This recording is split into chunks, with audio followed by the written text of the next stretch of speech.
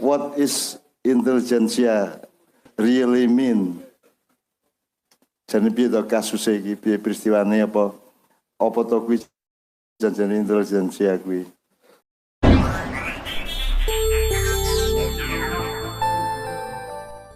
Sangat betul bahwa kita butuh intelijensia. Cuman masalahnya adalah cara kita mengukur intelijensia belum begitu akurat.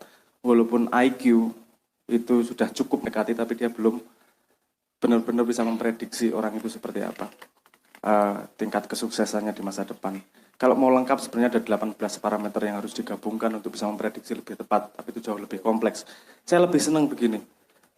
Saya lebih senang dengan mengkategorikan cara berpikir manusia, nanti berhubungan dengan intelektual. Cara berpikir manusia dibagi menjadi, bukan manusia, cara berpikir makhluk dari amuba sampai manusia itu hanya dibagi 4. Kalau mau kita ngomong misalnya kerjasama dalam sepak bola, kita melihat kerjasama yang luar biasa dari singa yang SD aja nggak bisa lulus. Singa ketika mengejar banteng, dia tahu temennya, kalau temennya gigit kaki, dia loncat ke atasnya, kalau temennya di atasnya, dia harus mengejar lehernya dan seterusnya. Itu dibutuhkan kerjasama yang luar biasa di situ. Apakah dia intelijensianya tinggi di mata manusia? Kan enggak. Tapi kenapa dia bisa bekerja sama dengan sangat baik? Nah, menurut saya potret intelijensia dengan IQ, dengan sekolah dan segala macam itu masih belum akurat.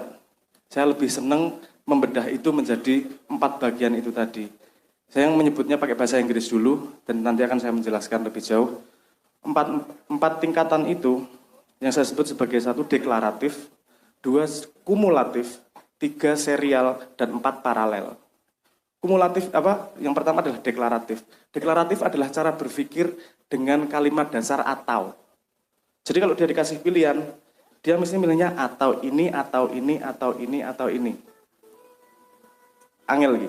Oke, tak kasih contoh begini. Misalnya ada jomblo menderita randidit, pengen golek duit, wis ngodol ra karuan, sahabat sabun sudah lama, arep mau ngejar cewek tapi motornya kalah HP, tak golek duit. Gitu ya misalnya. Saya mau mencari duit tujuannya. Terus dia lihat di kampungnya ada banyak buah-buahan. Bagaimana dia mengolah buah-buahan menjadi duit? Ini tergantung 4 ini tadi. Kalau cara dia berpikir deklaratif, dia hanya melihat beberapa jenis buah-buahan. Mangga, nanas, karo apa misalnya, bengkoang. Dia akan berpikir gini, saya akan jadi bakul nanas, atau bakul bengkoang, atau bakul mangga. Jadi cara paling primitif berpikir adalah atau. Orang primitif sih, tapi pakai salah satu yang di bawah itu. Yang di atasnya adalah kumulatif, itu cara berpikir dan. Dan itu jadi kalau dia ngeliat buah-buahan ini tadi, dia cara mikirnya gini, oke, ada mangga, ada ini, kenapa saya harus milih 1? Saya tak bikin toko buah, saya jual 3-tiganya. Saya jual ini dan ini dan ini. Gitu ya, cara berpikirnya. Di atasnya lagi, ada yang cara berpikir serial, yaitu jika maka. Jika ini, maka ini. Jika ini, maka ini. Jika ini, maka ini. Jadi ketika dia ngelihat buah banyak, jika saya jual sebagai buah, dia akan seperti itu. Tapi jika saya bikin parsel, dia akan punya nilai lebih di situ. Cara berpikirnya gitu. Kalau saya blender, bisa jadi jus, saya jualan jus. Dia berpikir jika maka. Di atasnya lagi ada yang disebut sebagai paralel. Itu dia punya jika maka tapi banyak. Jadi mikirnya nggak cuma saya bikin jus, saya bikin parsel, saya bikin rujak. Dia mikir gini juga, oke, jika ini saya olah bisa jadi jus, bisa jadi rujak, bisa jadi parsel dan seterusnya, macam-macam produk. Tapi saya juga gini, ada jika maka yang lain.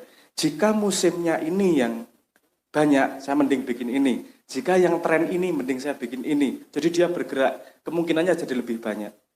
Semakin tinggi cara berpikir manusianya, dia semakin adaptatif terhadap keadaan. Saya pernah membaca wawancaranya Maradona itu. Kata temennya gini, Maradona itu kalau lagi main, dia tahu ada temennya di sana, dia nggak hanya tahu ada temennya, dia tahu orangnya siapa. Dan dia bisa mengantisipasi ini geraknya ke sana, kemungkinannya ke sana, kemungkinannya ke sana. Jadi ketika dia bergerak, itu membaca beberapa kemungkinan dan bereaksi terhadap kemungkinan tersebut. Jadi ketika orang intelijensianya semakin tinggi tadi, yang berpikir secara paralel itu tadi, opsi melakukan sesuatu jadi semakin banyak. Opsinya. Kemungkinan melakukan sesuatu, memecahkan sesuatu, caranya jadi semakin banyak. Kalau yang deklaratif, kon bal-balan kiyo, nek ono bal ditendang. Nek radio peri nggak mencari tempat. Kadang-kadang gitu, dia nggak berpikir panjang di situ. Pokoknya sing ning ngarep matane dilakoni. Dia tidak bisa merencanakan lebih jauh. Pokoknya saanane wis dilakoni, itu deklaratif. Bahkan mengumpulkan kumulatif aja agak susah kalau memang levelnya di situ. Itu yang saya sebut, kalau saya melihat itu sebagai parameter yang lebih akurat daripada IQ. Ini nanti kalau mau digali lebih dalam, ini lebih kompleks. Karena 4 ini tadi pasti nanti berhubungan dengan jenis data apa yang dia olah. Ada data sensorik, ada data abstrak, ada data kategori dari abstrak, ada data kategori dari kategori abstrak, dan ini lebih kompleks lagi. Tapi intinya saya tidak setuju dengan cara ukur IQ yang kita gunakan sekarang. Apalagi dengan titel SD, SMP, SMA. Karena yang diajarkan bukanlah ilmu pengetahuan. Yang diajarkan adalah pengetahuan data. Anda suruh ingat-ingat sesuatu, betul nggak? Pelajaran sekolah itu tahu apa, bukan tahu bagaimana. Padahal untuk memecahkan masalah, dia harus tahu bagaimana, bukan tahu apa. Walaupun tahu apa itu modal. Nah, itu titel sendiri saya tidak begitu percaya. Dan buktinya sudah banyak. Ada salah satu misalnya, di Hong Kong itu salah satu eksportir parfum terbesar yang masuk Indonesia itu bekas TKW.